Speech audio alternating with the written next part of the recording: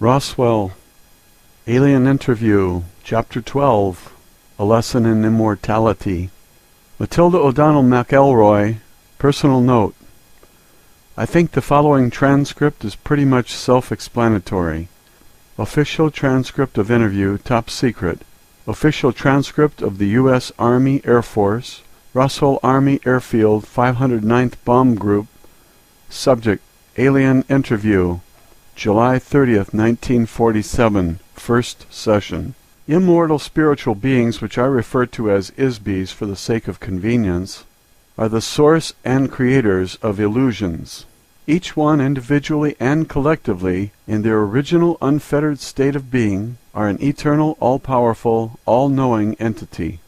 ISBEs create space by imagining a location. The intervening distance between themselves and the imagined location is what we call space.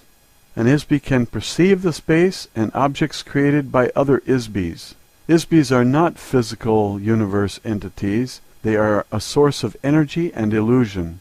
ISBEs are not located in space or time, but can create space, place particles in space, create energy, and shape particles into various forms, cause the motion of forms, and animate forms. Any form which is animated by an ISBE is called life.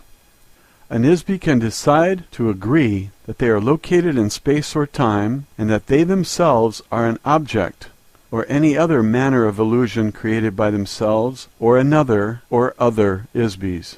The disadvantages of creating an illusion is that an illusion must be continually created. If not continually created, it disappears. Continual creation of an illusion requires incessant attention to every detail of the illusion in order to sustain it. A common denominator of ISBEs seems to be the desire to avoid boredom. A spirit only, without interaction with other ISBEs, and the unpredictable motion, drama, and unanticipated intentions and illusions being created by other ISBEs, is easily bored. What if you could imagine anything, perceive everything, and cause anything to happen at will? What if you couldn't do anything else? What if you always knew the outcome of every game and the answer to every question? Would you get bored? The entire back-time track of ISBEs is immeasurable, nearly infinite, in terms of physical universe time. There is no measurable beginning or end for an ISBE.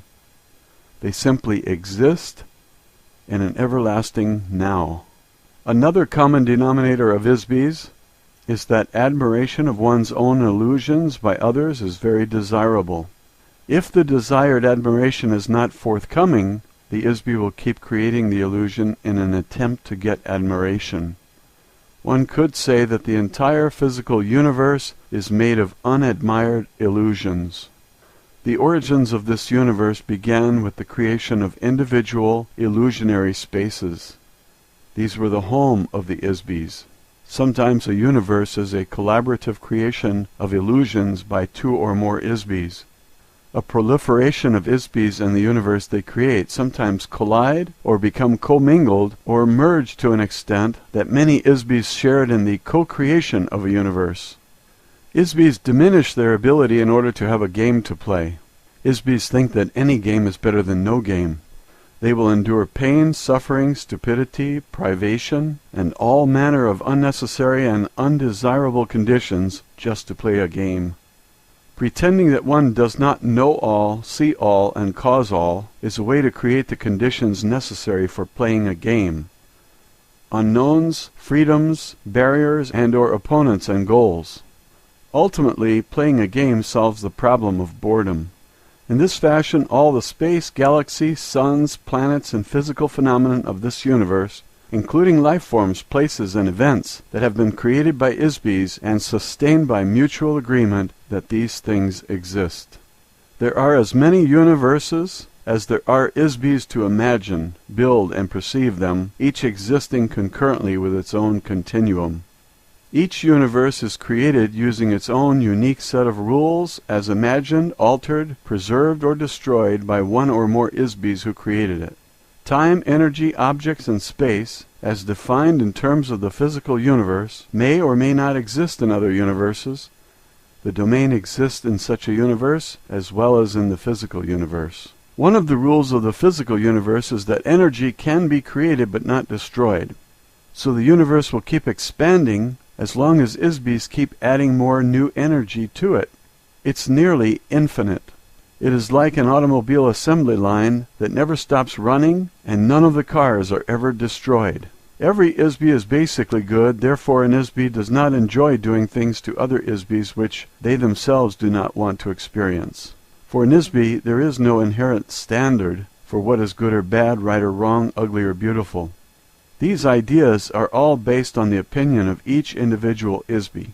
The closest concept that human beings have to describe an ISBE is as a god, all-knowing, all-powerful, infinite. So how does a god stop being a god? They pretend not to know. How can you play a game of hide and seek if you always know where the other person is hiding? You pretend not to know where the other players are hiding, so you can go off and seek them. This is how games are created. You have forgotten that you are just pretending. In so doing, ISBEs become entrapped and enslaved inside a maze of their own devising. How does one create a cage, lock one's own self inside the cage, throw away the key, and forget there is a key or cage, and forget there is an inside or outside, and even forget that there is a self? Create the illusion that there is no illusion, the entire universe is real, and that no other universe exists or can be created. On earth, the propaganda taught and agreed upon is that the gods are responsible and that human beings are not responsible. You are taught that only God can create universes. So the responsibility for every action is assigned to another ISBE or God, never oneself. No human being ever assumes personal responsibility for the fact that they themselves, individually and collectively, are gods. This fact alone is the source of entrapment for every ISBE.